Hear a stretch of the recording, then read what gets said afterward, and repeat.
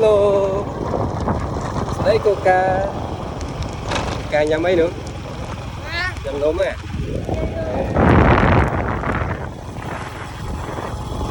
Đây kia này. Ồ. Đây vậy. Đây ca là đi đâu mà Sala Riên. បាទសួស្តីទាំងអស់គ្នាបាទថ្ងៃនេះគឺយកកូនរពឹសរបស់ខ្ញុំទៅលេងនៅសាលាបឋមសិក្សាបន្ទាយនាងបាទនេះគឺជាសាលាមួយដែលខ្ញុំធ្លាប់រៀនកាលពីវ័យកុមារខ្ទង់ប្រហែលជាឆ្នាំ2000ហើយនឹងឆ្នាំ2001ខ្ញុំបាទរៀនថ្នាក់ទី1និងទី2រៀនបានតែ2ឆ្នាំទេបន្ទាប់មកខ្ញុំបន្តការសិក្សារៀននៅប៉ោយប៉ែតបាទ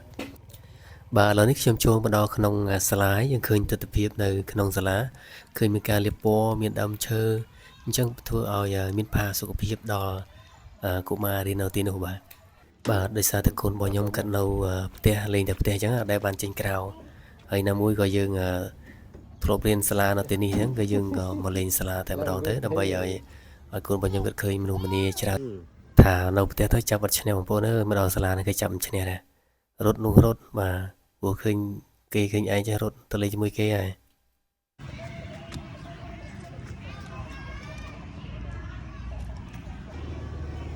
យេ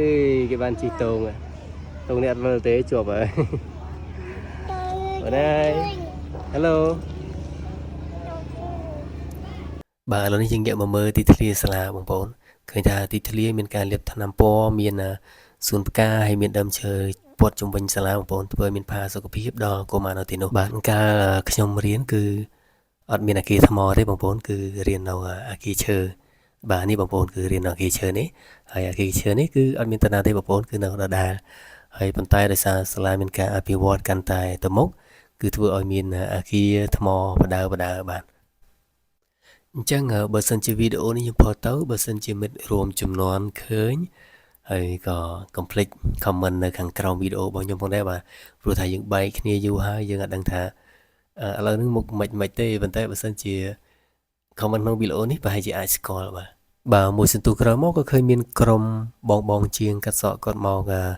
កាត់ឲ្យសិស្សសាលាហើយកាត់នេះគឺកាត់មិនគិតប្រាក់ទេបាទ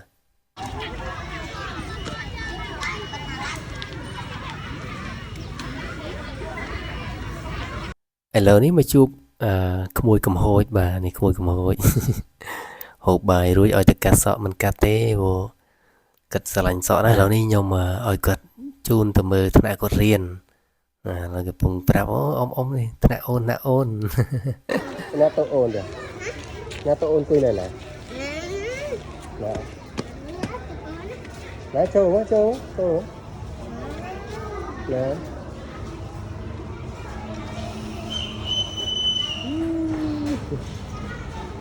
ឡើយបាទបន្ទាប់ពីប្រាប់កន្លែងថ្នាក់រៀនទៅហើយគេសុំថ្លៃបាទសុំថ្លៃប្រាប់ហើយក៏ឲ្យមកពឿនទិញការ៉េញ៉ាំក៏អំថតដាក់មកទៀតណាអំថតចាញ់អត់គេខំមើលមកបាទវីដេអូមានតែប៉ុណ្ណេះបងប្អូនអរគុណច្រើនដែលបានទស្សនាវីដេអូមួយនេះបានកុំភ្លេចជួយ like comment share ដល់អ្នកគ្នាបាទអរគុណបាយបាយ